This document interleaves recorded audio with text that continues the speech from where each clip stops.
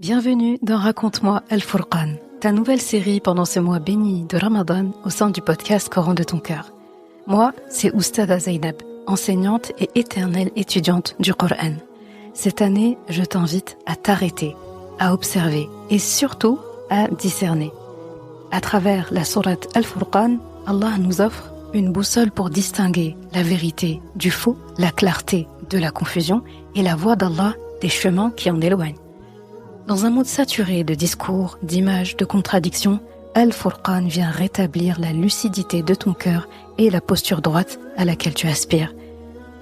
Raconte-moi Al-Furqan, ce discernement offert par Allah pour apprendre à voir juste, choisir juste et marcher droit même quand tout semble se brouiller autour de toi. Bismillahirrahmanirrahim. لنحيي به بلدة ميتا ونسقيه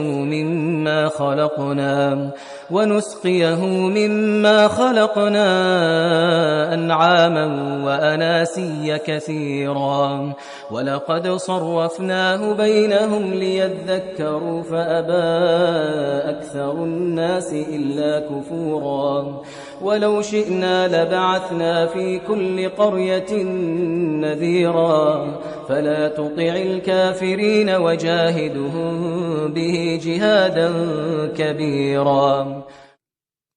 Pour faire vivre par elle une contrée morte et donner à boire aux multiples bestiaux et aux hommes que nous avons créés. Nous l'avions réparti entre eux afin qu'ils se rappellent. Mais la plupart des gens se refusent à tout sauf à être ingrats. Or, si nous avions voulu, nous aurions certes envoyé dans chaque cité un avertisseur. N'obéis donc pas aux infidèles. Et avec ceci, le Coran lutte contre eux vigoureusement. Surat Al-Furqan, ayah 49 à 52. Assalamu alaikum wa rahmatullah. J'espère que tu te portes pour le mieux, ainsi que ta famille. Alhamdulillah. De mon côté, ça va. Alors là, c'est un épisode particulier parce que on remarque qu'on est entré dans les 10 dernières nuits de Ramadan. Alhamdulillah, ça vient de commencer. On connaît la préciosité de ces 10 dernières nuits. On sait que ces 10 dernières nuits-là, le prophète sallallahu alayhi wa sallam, vraiment, il retroussait ses manches. Et c'est ce que ses épouses disaient. Il disait que il attachait fermement donc sa ceinture. Il jeûnait beaucoup, donc comme nous tous bien sûr jeûner. Il faisait des sadaqat, il priait beaucoup, il faisait beaucoup de dhikr, il faisait i'atikaf, et vraiment c'était, là à ce moment-là, c'était lui et Allah. Il n'y avait pas de perte de temps, il n'y avait pas autre chose, de toute façon il ne perd jamais son temps. Eh bien nous on a envie de faire comme lui. Donc faut se dire que tout ce qui va être fait pendant ces nuits-là, ces journées-là, ça n'a pas la même valeur qu'en dehors de l'année. Donc faut se dire que le jeûne, les hasanats sont démultipliés, les prières, pareil, le dhikr, pareil, la lecture du Coran, pareil, toute aide qu'on peut apporter à quelqu'un, pareil, une bonne parole, pareil, une sadaqa, pareil, les demandes de pardon à Allah subhanahu wa ta'ala, pareil, les invocations qu'on demande, pareil. Et surtout, eh bien, c'est une belle façon de finir Ramadan, c'est une belle façon de finir ce dernier tiers et de demander à Allah subhanahu wa ta'ala non seulement d'accepter de nous permettre de continuer dans cette lancée après Ramadan et de nous faire parvenir jusqu'au prochain Ramadan et même d'autres après ça. Donc vraiment, c'est vraiment des nuits, des derniers instants où il faut mettre le maximum. Maximum, ça veut pas dire s'épuiser, ça veut pas dire d'être sur les rotules. Ça veut dire, et c'est ce que les savants ils expliquent, faut qu'on ressente qu'on fasse un peu plus d'efforts que d'habitude, au minimum un peu plus d'efforts que d'habitude. Là où je priais par exemple les surrogatoires, j'en faisais peut-être 2 ou 4, parce que c'est ce que je pouvais faire, on va dire de manière constante. Et bien là, les 10 dernières nuits, j'augmente, je double par exemple, ou j'augmente un peu plus. Là où je lisais telle portion du Coran, et bien là je vais doubler, je vais lire un peu plus. Là où je donnais sadaqa, ou je donnais pas sadaqa, mais on va dire qu'on donnait sadaqa, et bien là aussi pareil, je rajoute un peu plus, je répartis. Et là il y a une astuce très bien pour toutes les actions qu'on fait, c'est de les répartir sur les nuits. Et là, l'exemple de Sadaqa, ça tombe bien parce que je voulais en parler. Pareil, un peu toutes les nuits. Au lieu de faire une seule nuit, toutes les nuits. Et surtout qu'on a envie de tomber sur Laylatul Qadr, donc la fameuse nuit du destin. Faut pas faire l'erreur de se dire c'est la 27e nuit, c'est celle-là, et point. Comment on définit déjà la 27e nuit? Faut partir du fait déjà qu'on se soit pas trompé déjà avec le début de Ramadan. On sait que tous les ans, il y en a qui commencent tel jour, c'est pas le débat. Mais ça veut dire, ça augmente encore plus. Je trouve que c'est des tests qu'Allah nous donne et ça nous rend encore plus humbles parce que quand on arrive dans les 10 dernières nuits, on se dit, ah oui. Donc en fonction de si j'ai commencé Ramadan tel jour ou tel jour, en fonction de la région du monde où je me trouve, en fonction, est-ce que je sais la 27e, est-ce que c'est bien la 27e déjà? Et même si je savais que c'était quand la 27e, est-ce que c'est dans la 27e qu'Allah va décréter que c'est Laylatul Qadr? Wallahu ta'ala a'lam. Je vais pas rentrer dans des suppositions ou quoi que ce soit. On va tout entendre. On a toujours tout entendu au sujet de Laylatul Qadr. Il faut jouer la carte de l'intelligence. Laylatul Qadr, on sait qu'on c'est dans les 10 dernières nuits.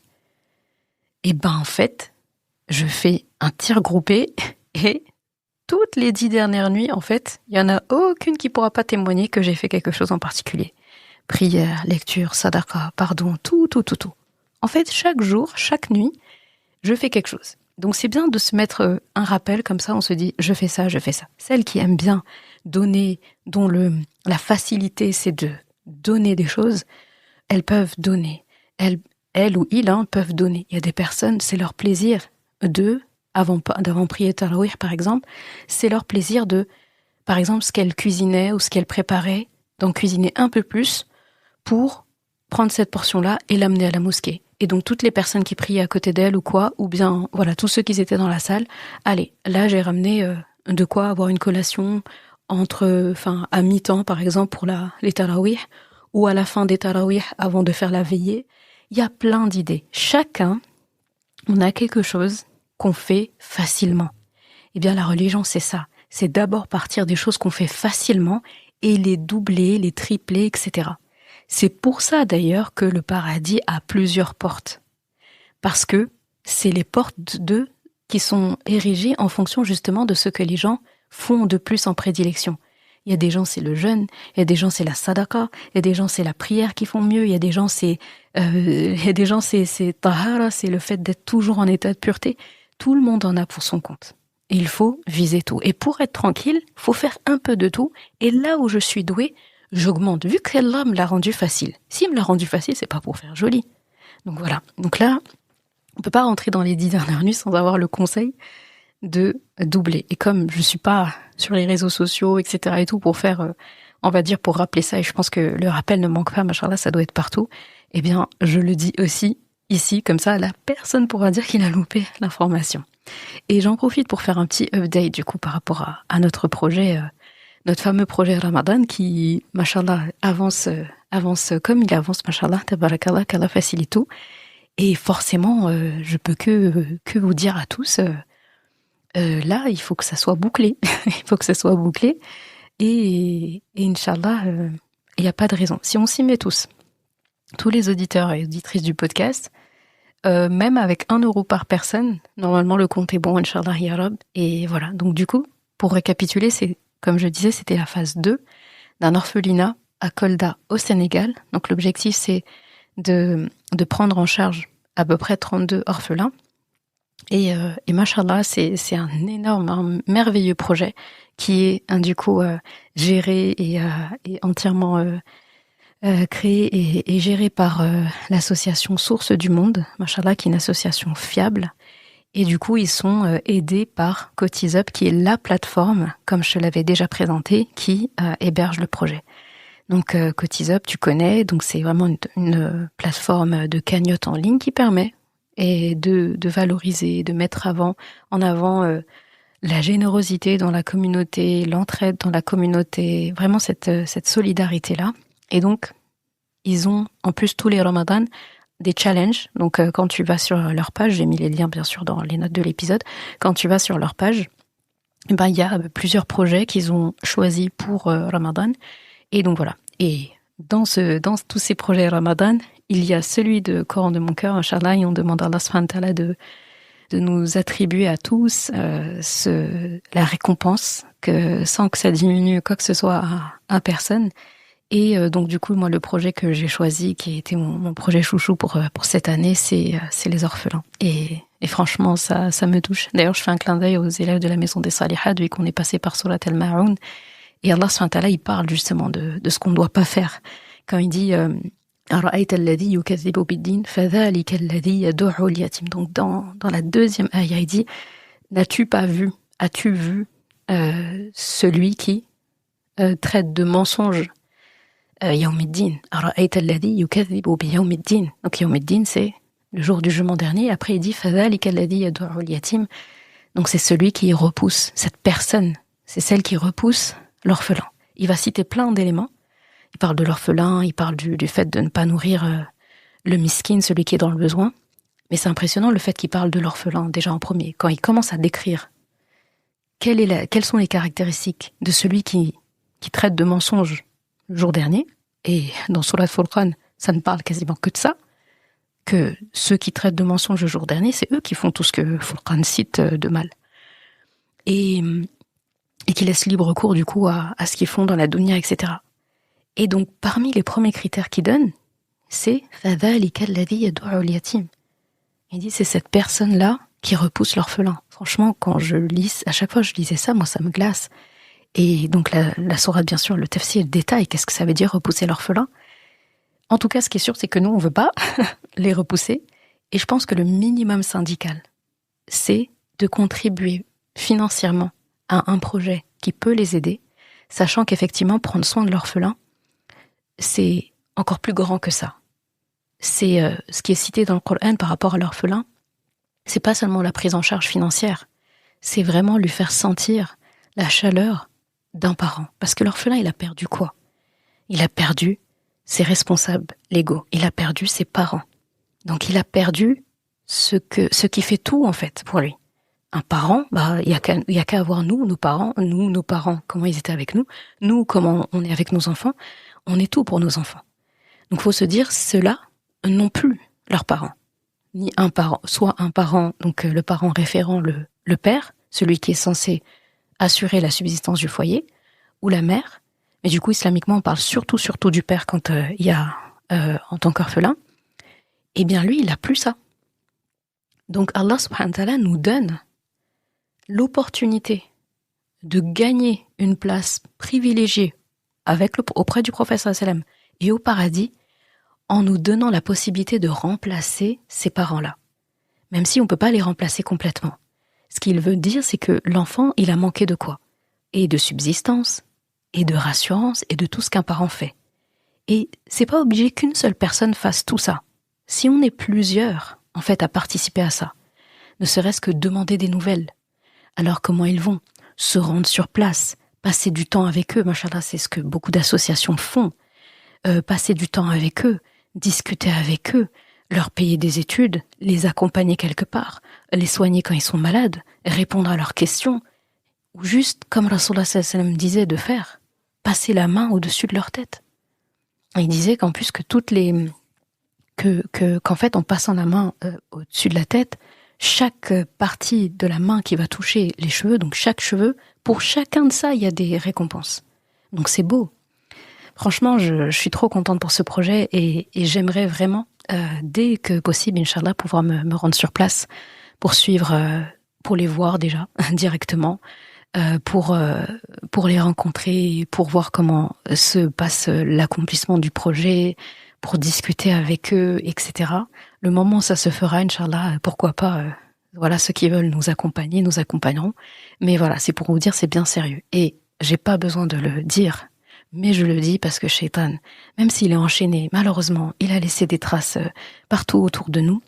On est d'accord que tout ce qui est récolté va à l'association et va à ces orphelins. Cotize Up ne garde rien de cette cagnotte-là, hormis les frais techniques là qu'il y a, mais c'est des frais de plateforme, mais c'est pas grand-chose. Alors l'association, elle dépensera que pour les orphelins. Alors moi, je gagne rien du tout de ce qui est récolté de la cagnotte, ça c'est clair et net.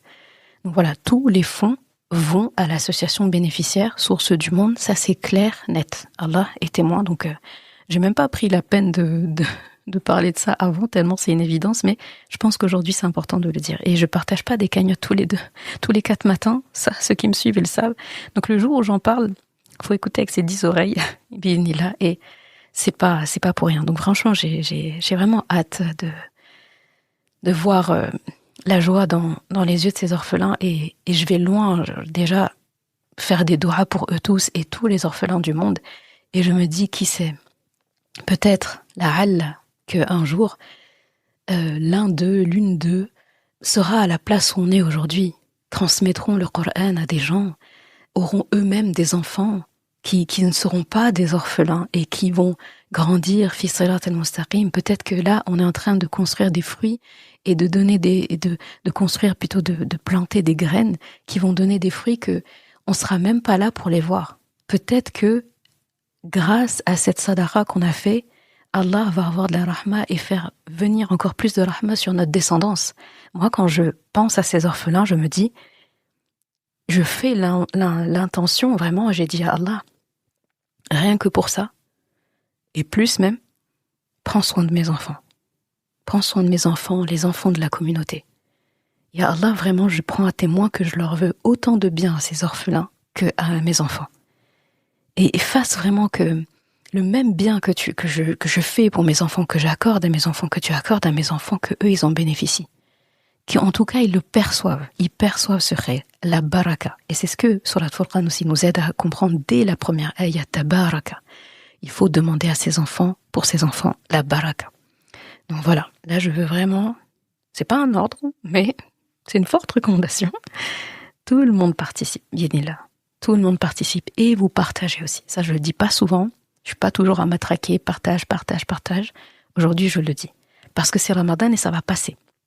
Et si vous écoutez l'épisode après Ramadan et que le projet est toujours en cours, il y a la phase 3 par exemple, ce sera la dernière phase, il y aura certainement aussi besoin d'intervenir. Elle a aussi, c'est d'actualité. Et vous aurez toujours de toute façon accès à l'association pour poser des questions, pour aller voir, voilà. Vous avez vraiment tout sur la table, bismillah, mais vraiment, faut viser ça, Inch'Allah, et il faut voir loin. Faut vraiment voir loin. Et voilà, je suis contente d'avoir partagé ça. Donc, revenons, Inch'Allah, au cœur de Surat Al-Furqan, enfin, on avance. On arrive quand même, machallah, on est arrivé quand même à la ayah 49, ça passe très très très vite. Alors, donc aujourd'hui, on poursuit à partir de la ayah 49. Donc la dernière fois, on parlait dans la ayah 48, Allah parlait de la pluie. Donc Allah envoie les vents qui sont annonciateurs de sa rahma, comme il disait. Puis après, il a fait descendre une eau qui est pure, et il dit, et donc on a même vu que cette eau-là, eh bien, elle était à la fois pure en elle-même et purificatrice pour tout ce qu'elle touche. D'accord ? Comme le Coran, tout simplement. Donc, ayah 49. Allah dit, dans le sens, afin que nous redonnions vie, par elle, en parlant de la pluie, à une terre morte, et que nous en abreuvions ce que nous avons créé, des troupeaux et beaucoup d'êtres humains. Donc là, la pluie, elle fait pas que tomber. Là, la pluie, on voit qu'elle réveille. Donc le Coran, il décrit ailleurs la terre qui est sèche, qui est fissurée, qui est inerte, et là, il y a la pluie qui va la toucher, et il décrit même que la terre, donc elle frissonne, elle se gonfle, et elle fait jaillir toute forme de végétation. Et cette image-là, elle est très parlante, parce que la terre, c'est le cœur. Et un cœur, il peut devenir sec, il peut devenir dur, il peut perdre sa lumière. Mais quand le Coran touche le cœur, là, il y a quelque chose qui se mélange à l'intérieur. Et ce qui avait l'air mort, commence à produire du bout. Donc la foi, dit le Coran, c'est comme un arbre. Il utilise souvent la métaphore aussi de l'arbre. Donc ses racines, elles sont fermes, ses branches, elles s'élèvent vers le ciel, et il donne du fruit en permanence. Ça, c'est l'équivalent de la bonne parole. Le Coran parle de ça. Mais il faut de la pluie. Il faut de la pluie dans tout ça. On a beau avoir un bon sol, des bonnes graines, une bonne température, le soleil, il faut la pluie pour activer tout ça. Et donc là, j'ai envie de poser la question, pourquoi ensuite mentionner les troupeaux? Parce qu'il parle de troupeaux d'animaux, mais il parle d'eux avant de parler des humains. Quand il dit des troupeaux et beaucoup d'êtres humains qui sont abreuvés par cette eau-là. Et là, on voit que c'est pas, bien sûr, une hiérarchie par rapport à la valeur, mais c'est une logique par rapport à la subsistance. La pluie, elle va remplir les réservoirs d'eau, et du coup, ça fait pousser la végétation. La végétation, ça nourrit les troupeaux, et ces troupeaux-là, ils nourrissent ensuite les êtres humains. Donc c'est un système, un écosystème, comme on a vu en cours de SVT et tout ça. Et donc rien n'est mentionné par hasard. Même là, Allah, il est logique dans ce qu'il dit. Donc la révélation, précision parfaite, machallah. Et ensuite, on pourrait dire d'accord. Et ensuite, pourquoi il dit beaucoup d'êtres humains et pas tous les êtres humains? Parce qu'il dit beaucoup d'êtres humains. Pourquoi pas tous? Ça, c'est une bonne question à se poser. Parce qu'en fait, tous ne dépendent pas directement de la pluie. Il y en a certains qui vivent près des fleuves. Il y en a qui ont d'autres sources. Mais surtout, ce qu'il faut comprendre, c'est parce que la Aya nous parle d'une réalité que les Arabes de l'époque connaissaient très bien. Et c'est le fait qu'ils étaient un peuple qui dépendait beaucoup du ciel, de la pluie. C'est un peuple qui attendait la pluie avec anxiété. 1 jour, 2 jours, quelques jours, plusieurs semaines sans pluie, et en fait, ça devenait de la survie. La survie, elle devenait limite incertaine. Et c'est pour ça que le Coran, quand il décrit le paradis d'ailleurs, il y a quelque chose qui revient beaucoup. Ça insiste beaucoup sur les rivières. Les rivières, il parle souvent de ça, les ruisseaux. Et ouais, ça interpelle aussi. Mais pourquoi autant de présence de l'eau au paradis? Eh bien, c'est pour un peuple en fait qui connaît la sécheresse. Il connaît beaucoup la sécheresse. Du coup, ça a créé une anxiété. Donc en gros, l'eau permanente pour eux, c'est un grand luxe. Donc, le fait d'entendre ça régulièrement, ça marche. Et en plus, c'est encore valable aujourd'hui. Aujourd'hui, quand on entend l'eau, et surtout quand on est dans des pays, on va dire, développés, même si j'aime pas trop ce terme-là, eh bien, on pourrait se dire, l'eau, c'est pas un problème. Limite, on construit des puits, nous. Non, faut pas voir ça comme ça. Comment le monde va aujourd'hui? Les eaux qu'on a, de quelle qualité elles sont? L'eau qu'on a aujourd'hui, c'est gaspillé comment? Regarde les quantités d'eau qui sont utilisées pour produire des futilités, pour produire toujours la fast fashion, certains aliments transformés, pour produire des bêtises en fait, pour certains déchets, pour l'IA aussi, pour beaucoup de choses, l'eau est utilisée à des fins où c'était pas prévu. Elle est gaspillée, elle est polluée. Aujourd'hui, il y a des poissons qui vivent pas dans des bonnes eaux. Aujourd'hui, on peut dire que si on consomme des fruits de la mer, saumon, etc. et tout, on peut pas dire aujourd'hui que c'est forcément de la bonne qualité. Les conditions d'élevage, c'est catastrophique et eux, ils sont dans des eaux. Pareil, les déchets, etc. et tout, qui sont issus des surproductions, ça s'est déversé où après? Dans l'eau. C'est catastrophique aujourd'hui, l'eau. Déjà, celle qui est là, elle n'est pas forcément de meilleure qualité et en plus, elle est gaspillée. Donc un jour, on peut se retrouver exactement dans la même situation que les Arabes de l'époque qui voyaient l'eau comme un luxe. Et l'absence d'eau devenait une source d'angoisse. Donc quand on dit que le Coran il est révélé pour tous les temps, faut jamais voir ces ayats-là et se dire oui, moi ça me concerne pas, quand j'ouvre mon robinet, il y a de l'eau. D'accord, ok.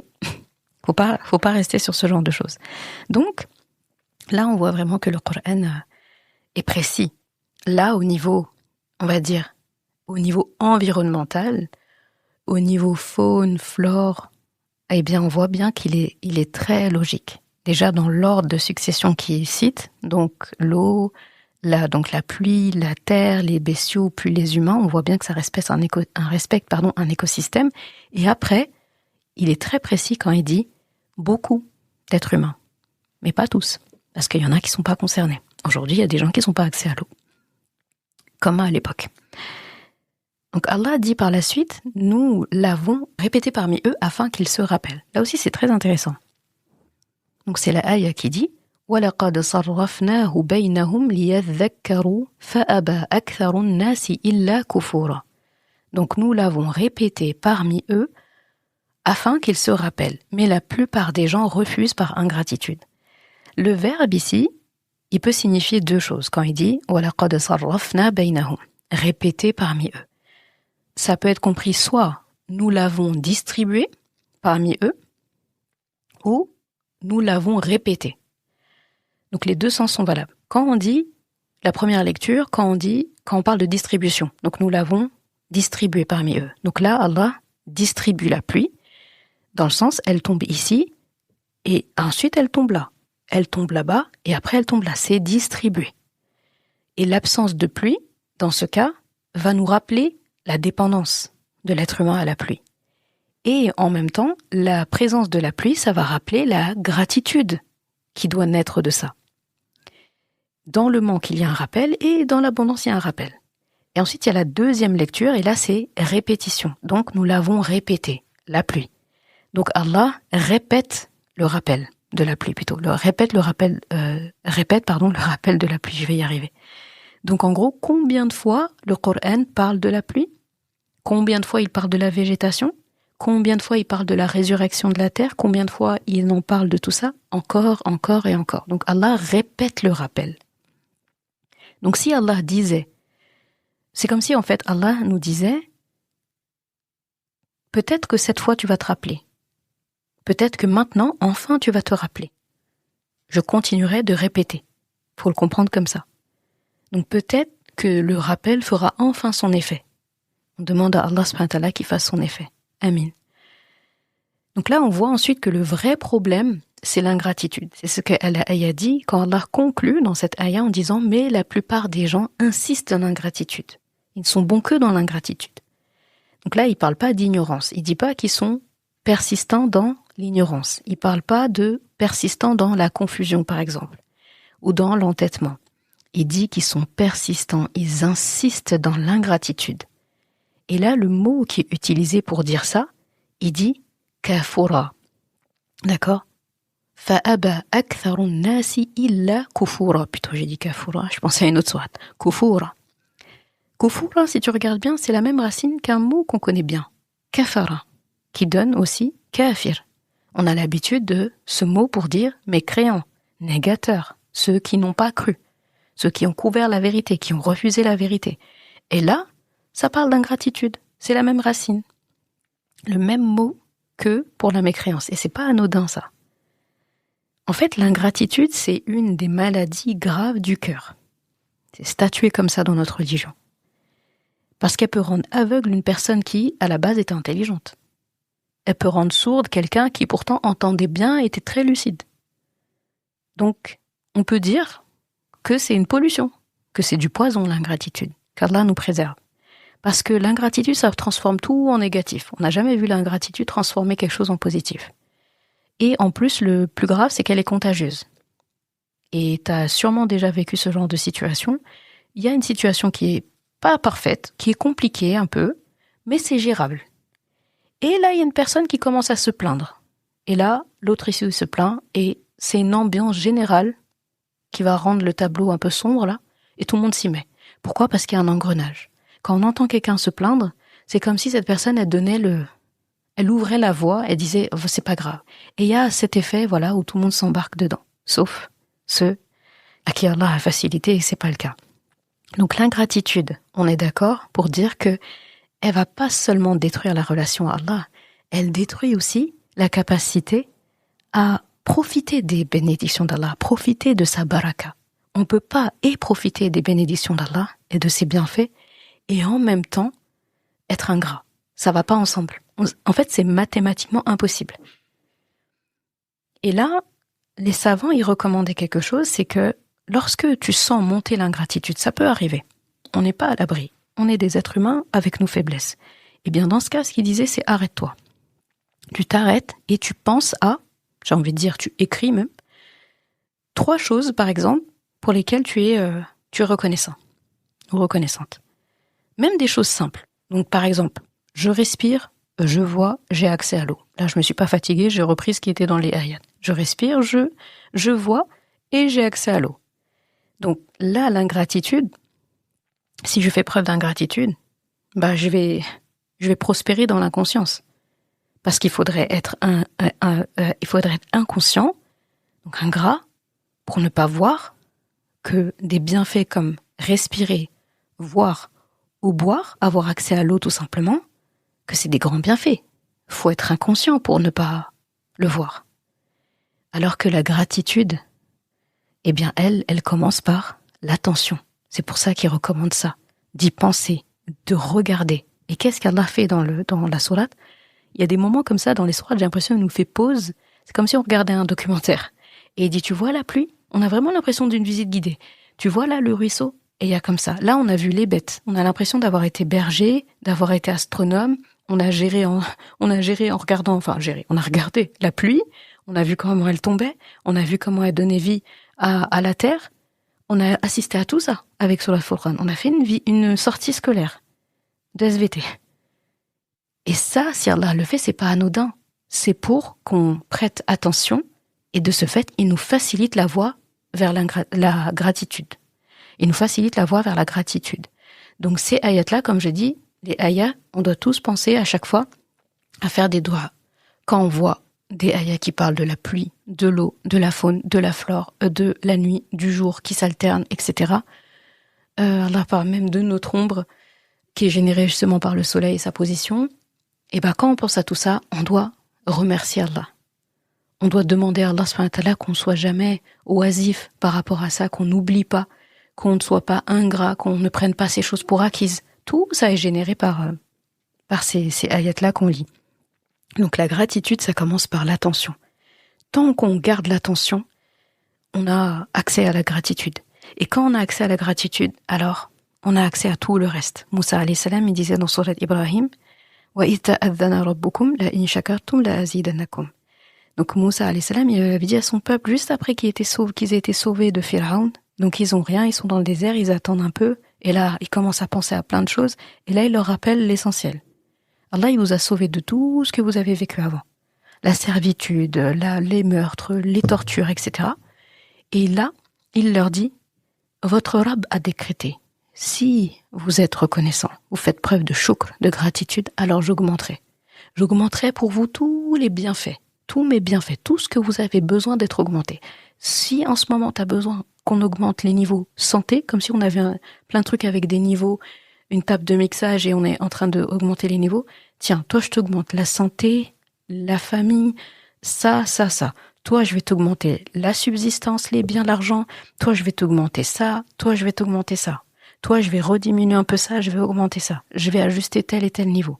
Pour une personne déjà, au cours de sa vie, il va changer les niveaux. Et pour une personne à l'autre, il va évaluer aussi les niveaux.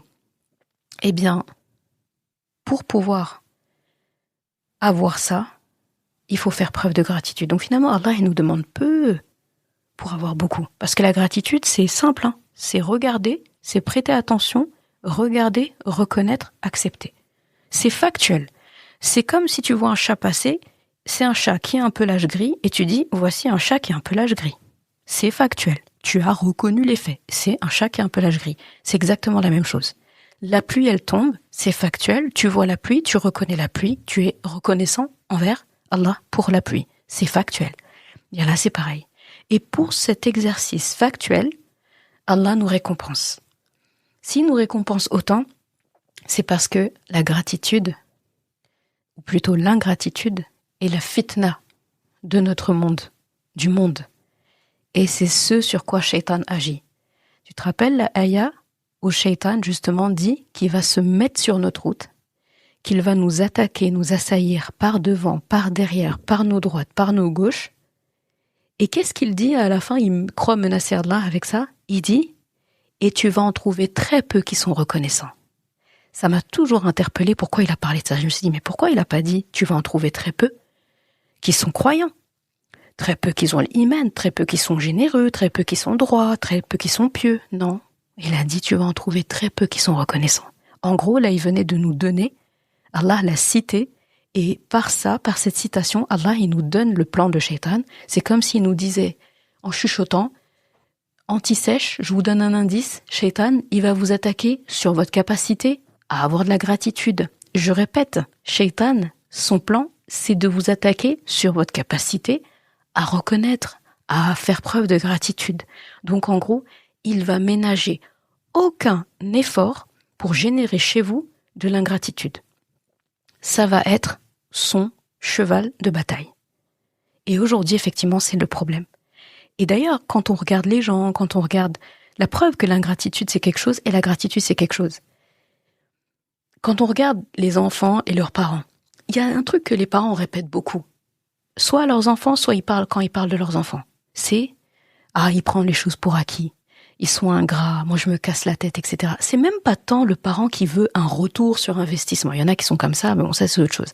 Mais c'est pas il veut qu'on lui rembourse, il veut qu'on lui fasse la même chose. Mais pour un parent, sentir chez son enfant la gratitude, ça fait tout. Le merci, la reconnaissance, la gentillesse en retour, ça vaut tout l'or du monde en tant que parent. On en sait quelque chose.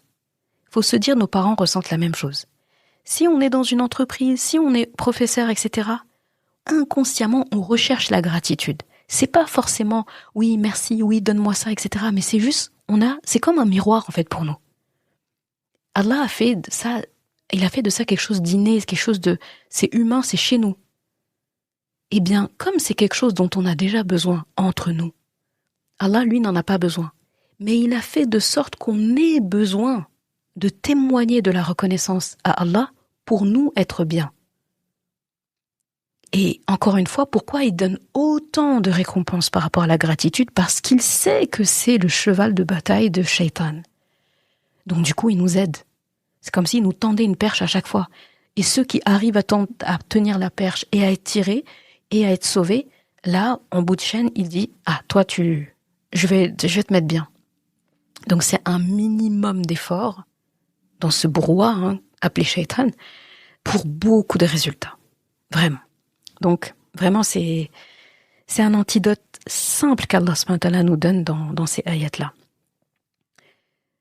Allah subhanahu wa ta'ala dit « Si nous l'avions voulu, nous aurions envoyé à chaque cité un avertisseur. » Donc en gros, Allah, ça c'est la ayat suivante, « وَلَوْ شِئْنَا لَبَعَثْنَا فِي كُلِّ قَرْيَةٍ نَذِيرًا » Le mot nadira, il revient beaucoup, nadir, un avertisseur.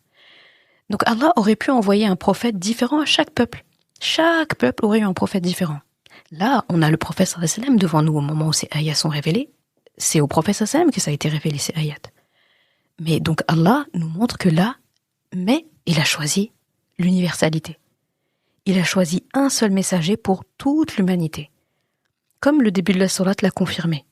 Al-Furqan a été révélé afin que Muhammad sallallahu alayhi wa sallam, le serviteur d'Allah, soit un avertisseur pour les mondes, l'univers tout entier. Et là, moi, quand je lis ça, je me dis, cette ayah, c'est pour dire au prophète sallallahu alayhi wa sallam que c'est un honneur immense qu'il lui a fait, sallallahu alayhi wa sallam, et pour nous le dire à nous aussi, qu'il a fait un honneur immense à son prophète, et il nous prend à témoin là-dedans. Parce que Allah, il lui a confié le monde entier. Il n'a pas qu'un peuple, une région, une contrée, une époque, une génération, non. Il lui a confié le monde entier. Et après, il lui a dit « Wa ma arsalnaka illa rahmatan lil alamin » Nous t'avons envoyé que comme rahma pour les mondes. Sallallahu alayhi wa sallam. Et ensuite, Allah, dans la ayah 52, il dit, dans le sens « Ne suis pas les mécréants et lutte contre eux par cela. » D'un grand combat. Très intéressant. Donc là, il dit « فَلَا تُطِعِ الْكَافِرِينَ وَجَاهِدْهُمْ بِهِ جِهَادًا كَبِيرًا » Qu'est-ce qu'il veut dire quand il dit cela? Donc, lutte contre eux par cela. Là, ici, les mufassiroun disent que cela renvoie au Coran. Donc, lutte contre eux par le Coran. Donc, le grand combat, on a bien vu ici, donc, dont Allah parle, parce qu'il dit jihad en kabir. En plus, il utilise le terme jihad, qu'on a tendance à associer qu'à la lutte armée. Là, on voit bien que le grand combat, il n'est pas militaire ici. Parce que déjà, on est à la Mecque, là. On est à la Mecque, au moment de la révélation de ces ayats, et le combat armé, il n'est même pas autorisé là-bas. Donc le grand combat qui est cité ici, c'est le combat des idées, le combat des valeurs, le combat de la constance, le combat contre l'injustice, le combat contre la corruption. On voit bien que c'est le moteur de Quraysh ici, la corruption morale. Et il dit, c'est le grand combat contre tout ça avec le Coran, avec les principes qu'avance le Coran, avec sa lumière au Coran. Et cette ayah, on voit que c'est un dalil, c'est une preuve évidente que le mot djihad qui est cité ici, ça veut d'abord dire un effort, une lutte, pas une lutte armée, mais une lutte, une résistance morale. C'est une lutte intérieure. Donc en gros, faut pas suivre la vague, faut pas se dissoudre. Il faut tenir sur ses appuis, tenir sur ses principes. Les principes, c'est nos appuis. Mashallah. Donc, on a vu que la pluie descend, on a vu que la terre revit, et on a vu que le rappel était répété par Allah subhanahu wa ta'ala. Mais Allah dit aussi que il y a certains dans tout ça, mais certains persistent dans l'ingratitude. C'est une aberration. Et Allah subhanahu wa ta'ala ensuite confie au prophète sallallahu alayhi wa sallam le monde entier. Et il lui dit, quelque part, tiens bon, lutte avec le Coran, ne cède pas. Et là, on voit, mashallah, que épisode après épisode, Surat al-Furqan nous montre que le vrai combat, ça commence dans le cœur. Tout ça, c'est des choses du cœur. Et je trouve que c'est un beau contraste parce qu'on a l'habitude de dire, oui, l'islam, c'est dans le cœur, il y a dans le cœur. Et là, pourtant, Allah nous parle que des choses extérieures. Il nous parle de la nature, il nous parle de la corruption, de la richesse, de toutes ces choses qui se manifestent de l'extérieur. Et pourtant, tout ce qui est à l'intérieur, c'est ça qui génère tout ça. Donc c'est une erreur de se dire, oui, c'est qu'à l'intérieur. Oui, c'est à l'intérieur, la foi, elle est à l'intérieur. Mais la mécréance aussi, c'est à l'intérieur. Donc faut pas faire l'erreur plutôt, de dire tout est à l'intérieur, faut pas me juger, laissez-moi, etc. Non, c'est pas ça. Le vrai combat, il commence dans le cœur et il se manifeste à l'extérieur. Qu'Allah subhanahu wa ta'ala purifie nos cœurs, comme la pluie purifie la terre. Amin ya rabbal alamin. Et on se dit au prochain épisode, Inch'Allah. Wassalamu alaikum wa rahmatullah.